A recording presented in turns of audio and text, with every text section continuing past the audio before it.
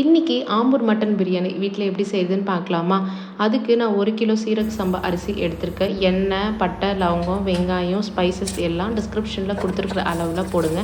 வெங்காயம் இந்த மாதிரி பொன்னிறமாக வதங்கி வர டைமில் மிளகாத்தூள் போட்டு ஒரு 2 பெரட்டிட்டு இஞ்சி பூண்டு பேஸ்ட்டு போட்டு நல்லா வதக்கி இந்த மாதிரி எண்ணெய் பிரியணும். எண்ணெய் பிரிஞ்சு வர ஸ்டேஜில் கொத்தமல்லி, புதினா, தக்காளி, தயிர் நல்லா போட்டு வதக்கி தொக்கு நல்லா இந்த மாதிரி திரண்டு வரணும். இந்த மாதிரி திரண்டு வர டைமில் 1 கிலோ மட்டனை நல்லா போட்டு மசாலாவோட பரட்டி எடுங்க.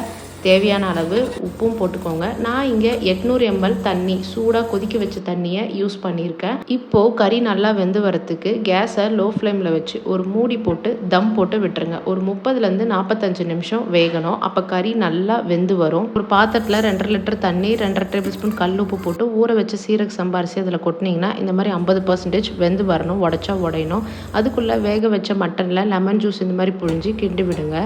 ஒரு 2 நிமிஷம் கொதிக்க விடுங்க. முக்கால்வாசி வெந்த அரிசியை வடித்து இந்த மாதிரி கொட்டி நல்லா பரவி விட்டுக்கோங்க. அரிசியும் தண்ணியும் ஒரே ஈக்குவலாக இருக்கணும். எனக்கு கொஞ்சம் தண்ணி பத்தல, அதனால் வடிச்சத்துலேருந்து சுட தண்ணியை கொஞ்சம் ஊற்றி ஈக்குவலைஸ் பண்ணிக்கினேன். தம் வைக்கும் போது கீழே தோசைக்கல்லை வச்சு தம் வச்சிங்கன்னா கறி அடி பிடிக்காமல் வரும். ஒரு 20 நிமிஷம் போல் தம் வச்சு எடுத்துக்கோங்க. அட்டகாசமான ஆம்பூர் மட்டன் பிரியாணி வீட்டிலே ரெடி ஆகிடும். கண்டிப்பாக அடுத்த வீக்கெண்ட் ட்ரை பண்ணி பாருங்கள். வேறு ரெசிபியோட நான் உங்களை மீட் பண்ணுறேன். It's bye from Sarah.